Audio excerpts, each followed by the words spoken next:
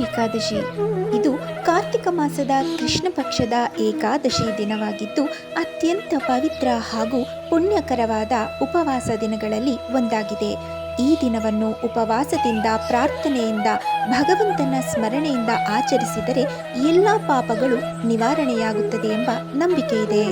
ರಾಮ ಏಕಾದಶಿಯ ಮಹತ್ವದ ಬಗ್ಗೆ ಹೇಳೋದಾದ್ರೆ, ಈ ಏಕಾದಶಿ ಉಪವಾಸವು ಪಾಪ ವಿಮೋಚಕ ಹಾಗೂ ಮೋಕ್ಷದಾಯಕ ಎಂದು ಶಾಸ್ತ್ರಗಳು ಹೇಳುತ್ತವೆ. ರಾಮ ಏಕಾದಶಿಯ ಉಪವಾಸದಿಂದ ಅನಂತ ಪುಣ್ಯ ಲಭಿಸಿ ಜನನ ಮರಣದ ಚಕ್ರದಿಂದ ಮುಕ್ತಿ ದೊರೆಯುತ್ತದೆ ಎಂದು ವಿಷ್ಣು ಧರ್ಮೋತ್ತರ ಪುರಾಣದಲ್ಲಿ ಉಲ್ಲೇಖವಿದೆ. ಈ ದಿನ ವಿಷ್ಣುವಿನ ರಾಮ ರೂಪವನ್ನು ವಿಶೇಷವಾಗಿ ಆರಾಧಿಸಲಾಗುತ್ತದೆ. ಅಂದರೆ ಶ್ರೀರಾಮನ ಆರಾಧನೆ ಮಾಡುವುದು ಅತ್ಯಂತ ಶುಭಕರ. ರಾಮ ಏಕಾದಶಿಯನ್ನು ಆಚರಿಸುವ ವಿಧಿಗಳೆಂದರೆ, ಪ್ರಾತಃ ಕಾಲದಲ್ಲಿ ಸ್ನಾನ ಮಾಡಿ ಓಂ ನಮೋ ನಾರಾಯಣಾಯ ಎಂಬ ಮಂತ್ರ ಜಪ ಮಾಡಬೇಕು. ಉಪವಾಸವನ್ನು ಸೂರ್ಯೋದಯದಿಂದ ಮುಂದಿನ ದಿನದ ದ್ವಾದಶಿಯವರೆಗೆ ನಿರಂತರವಾಗಿ ಮಾಡುತ್ತಾರೆ. ದಿನವಿಡೀ ವಿಷ್ಣು ದೇವರ ನಾಮಸ್ಮರಣೆ, ವಿಷ್ಣು ಸಹಸ್ರನಾಮ ಪಾರಾಯಣ, ರಾಮನ ಭಜನೆ ಮಾಡುವುದು.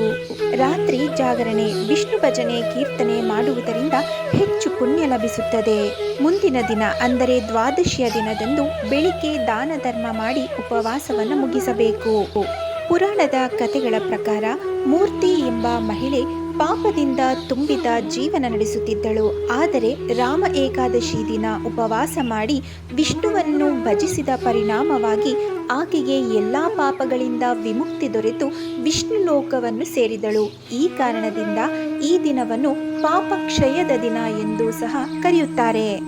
ರಾಮ ಏಕಾದಶಿಯ ಫಲವೆಂದರೆ, ಈ ಏಕಾದಶಿ ಉಪವಾಸ ಮಾಡಿದರೆ ಸಹಸ್ರ ರಾಜಸೂಯ ಯಜ್ಞದ ಫಲ ಸಿಗುತ್ತದೆ. ದೇಹ ಮನಸ್ಸು ಶುದ್ಧವಾಗುತ್ತದೆ, ಭಕ್ತಿ ಮತ್ತು ಶಾಂತಿ ಹೆಚ್ಚುತ್ತದೆ, ಕಷ್ಟಗಳು ನಿವಾರಣೆಯಾಗುತ್ತದೆ. ಇದಿಷ್ಟು ರಾಮ ಏಕಾದಶಿ ಬಗ್ಗೆ ಇರುವ ಸಂಕ್ಷಿಪ್ತ ಮಾಹಿತಿ.